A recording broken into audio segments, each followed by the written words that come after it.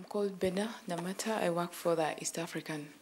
My question is about growth. Over the 17 years, we are into the 17th year, Rwanda has had impressive GDP growth. But what we see this year is that you have increasing oil prices, inflation is expected to rise, food prices are increasing. What gives you the confidence that we'll continue to see this kind of growth? And again, I would also like to know, are you comfortable with the level of FDI that we received last year? Thank you. Thank you. Yes, if you look at the last 10 years, there have been different crises globally, and they affect everybody, including Rwanda. And we have remained stable. We have continued to see stable growth even through these crises. We had the food and fuel crisis, and before the financial crisis, we had always there have been some of these instabilities globally that affect us. But we have survived it and continued with the stable growth for various reasons, and mainly hinged on how ably we have steered our economic growth and development within Rwanda, and building on the different factors available to us and within our means. So even currently, the situation was bound to happen with the instability or different problems going on in North Africa and the Gulf region, and the production of oil affected, and therefore that translating into high prices for oil. These ones certainly come and affect us. And in the end, when that has happened, then, even food prices are affected, and in the end, the inflation is affected. But we still see in our own situation, we are being affected within certain limits because we are on a sound footing. We have built a foundation, and our management of the different aspects of our economy have been in good hands. They've been going on well. Before maybe things get much worse, they'll get better. I don't think this is something that may last forever or for a long time. But some of the things are beyond our control. There are things that happen and we have nothing to do about it. So we try to do what we can do within our own area of jurisdiction and possibilities. That's the way we overcome these challenges. But when they have come, we also confront them and live with them as they are. But those within our means, we manage as well as we can. On the issue of FDI, yeah, we wish we had more. Our wish really, kind of has no limit, but I think what we've been getting in terms of foreign and direct investment is decent. It's something that is good to a great extent. If you look at, I'll give you just a simple example. In the last year alone, we had, but this was a mix of foreign direct investment and even other investments domestically. But let's say here in the capital alone, we had over $500 million of investments in the different projects that you see around, combining foreign direct investment and domestic investment in these projects that certainly have a huge impact on our growth and later on that feeding into our development. Even in other areas outside the capital here, we've seen investments in agro businesses.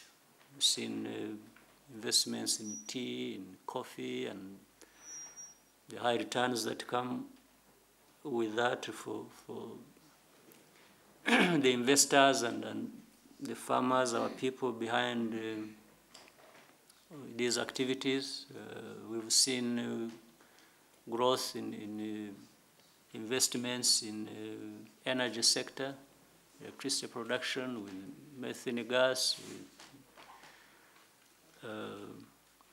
different other places. We've seen investments come in the area of tourism and telecoms and financial services. So I think overall, the indications, the facts, the figures show us that it's a decent flow of foreign direct investment. So we want more. There's always a thirst for it. We want more. But maybe more we will get as we keep fixing some of these other things that we have to keep working on. Your Excellency, we've now had a total of 10 questions, and maybe with your guidance we can either stop here. Yeah, sure, we can have more, I think. A couple more? Okay, thank you, sir. More people thank you. Wanting to ask. Chansa?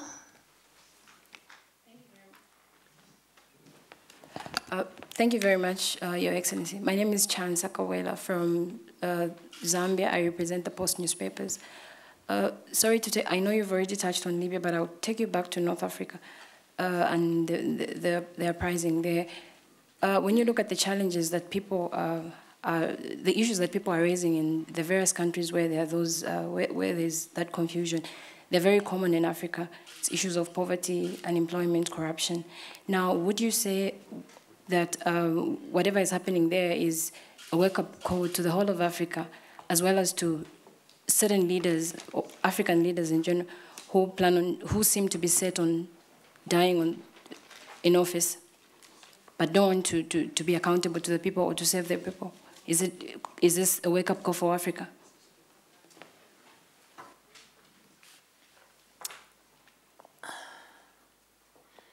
I don't think there is even a need for a wake-up call. I think we've known well for a long time that governance issues have consequences for the future of any country, or corruption or poverty deprives people of their dignity, of their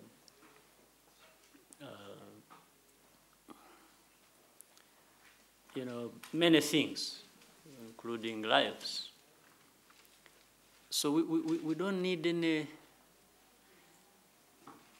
in a wake-up call. We don't have to wait until things blow up in one place and then another, because we know it. We've known it for a long time. We just have to get things right. And it is true where governance issues have persisted and leaders have been disconnected from their people and they don't work together to resolve these problems. It doesn't matter how long it takes. In the end, it blows up like that. So it's not just a lesson being learned from what is happening in North Africa or other places. It's a lesson that has been known for too long. And for those who wait for their citizens to move to the streets and take them on and fight, they will have it one way or another, at some point or another. But can it be prevented? I believe yes. And how can it be prevented? I think it is just doing what people always know they ought to serve their people, and to involve them in dealing with the issues that underlie, whether it is poverty, whether, you see, so many things mix up here. It's not so much that there are problems of some kind. If there are genuine problems, and if they are explained or are seen to be tackled by, bringing in everybody to be part of the process, then you'll always avoid that kind of thing. People will certainly avoid, we'll understand that here is a problem, it's genuine, it's not caused by the leaders, but the leaders are with us, that we are trying to address it, then people will understand and will move on. But when they see, well, there are issues like poverty, and then there are leaders for whom poverty is not an issue in the first place, and then they see no effort in really doing, even within the means they have, because some countries are poor not because they have no resources. You see, that is the worst part of it. Yeah, some countries are poor, but they actually have resources, only that their leaders with them, there is no framework in which to really bring these resources to bear on most of these challenges they face.